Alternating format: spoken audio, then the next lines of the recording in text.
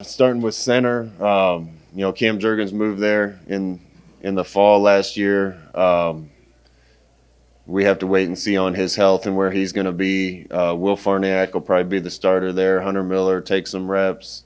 I think Trent Hickson's capable of moving over. A couple of the other guards are capable of playing some center.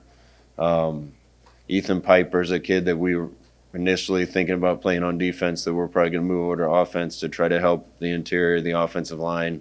So we're going to give all those guys a shot, starting with Will. And one of them, I hope, steps up and takes it. Running back's going to be interesting. We got several new guys. We're going to throw those guys into the deep end and give them reps. Typically in a camp like we run it, we get so many offensive and defensive snaps per practice that those guys get worn out and aren't necessarily wanting more reps.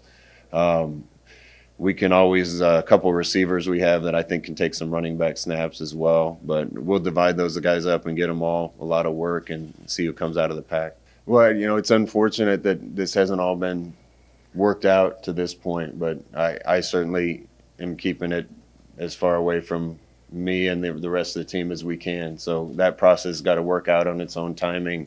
When a decision is made, it won't just be me making it. It'll be leaders of the athletic department and university as well. But like I said, we just have to go about our own work right now, and he does too. And we'll let the chips fall where they may with that once we get more clarity.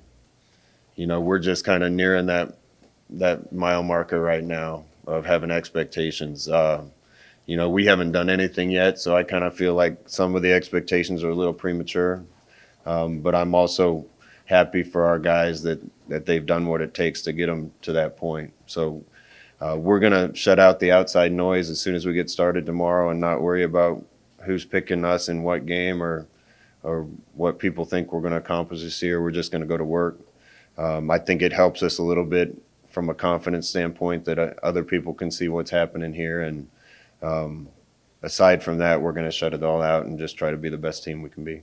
We had Coach Osborne come down and speak to our team in Orlando right before year two during camp. And there's a million things that were valuable that he said, but one of the things that made an impression on us as a staff was him reminding us that on Tuesdays and Wednesdays, even during the season, we had live periods, ones-on-ones.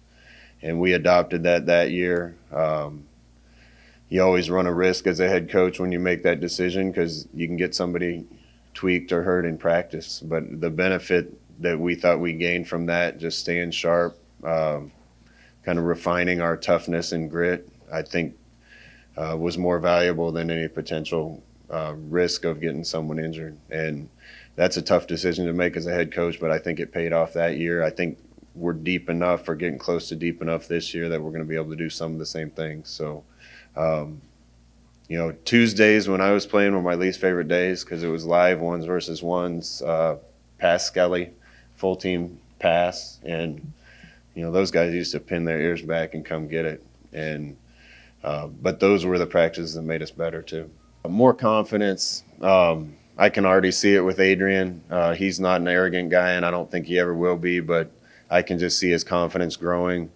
There was a lot of freshman mistakes that he made last year that probably seem like kindergarten class to him now. I expect him to be a leader a lot more this year. I think he's become a lot more comfortable with the fact that he's going to be the face of our offense and the leader on offense. I hope to see the jump that I expect from a year one quarterback to a year two quarterback, and I hope it starts tomorrow.